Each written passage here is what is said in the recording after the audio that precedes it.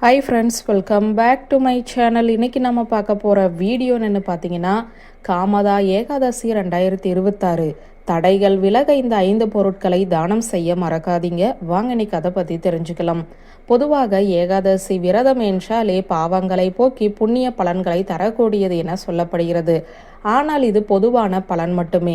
இது தவிர ஒவ்வொரு ஏகாதசியும் ஒவ்வொரு விதமான பலனை தரக்கூடியது. அப்படி மார்ச் மாதத்தில் முதலில் வந்த ஏகாதசி பாவங்களை போக்கும் பாப மோசனி ஏகாதசி ஆகும்.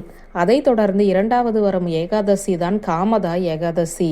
மனிதனின் விருப்பங்கள் அனைத்தையுமே நிறைவேற்றி வைக்கக்கூடிய இந்த ஏகாதசி விரத நாளில் என்னென்ன பொருட்களை தானம் செய்ய வேண்டும் என்பதைத்தான் இந்த வீடியோவில் பார்க்க போகிறோம். ஏகாதசி திதி பெருமாளை விரதம் இருந்து வழிபடுவதற்கான நாளாகும். ஒவ்வொரு மாதமுமே 2 ஏகாதசி திதிகள் வருவதுண்டு. வளர்பிறை தேய்பிறை என இரண்டிலும் வரும் ஏகாதசிகளும் சிறப்பானவை என்றாலுமே ஒவ்வொரு ஏகாதசிக்குமே தனிச்சிறப்பும் தனியான பலன்களும் உள்ளன. அப்படி பங்குனி மாத வளர்பிறையில் வரும் ஏகாதசிக்கு காமதா ஏகாதசி என்று பெயர். காமதா என்றால் விருப்பங்களை நிறைவேற்றுவது என பொருள். அப்படி நம்முடைய விருப்பங்கள் நிறைவேறுவதற்கு இருக்கும் தடைகள் விலக காமதா ஏகாதசியில் முக்கியமான 5 பொருட்களை தானம் செய்வது மிகவும் சிறப்பானது.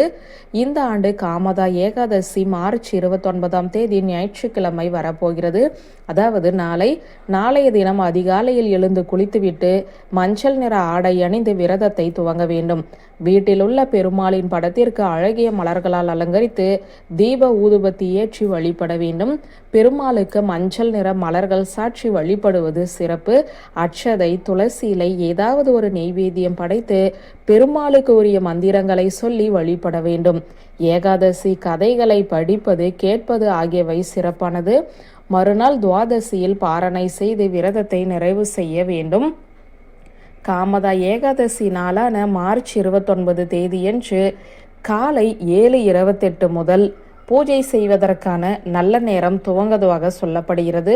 அதே போல பகல் 12:26 வரை இந்த பூஜைகளை நீங்கள் செய்யலாம்.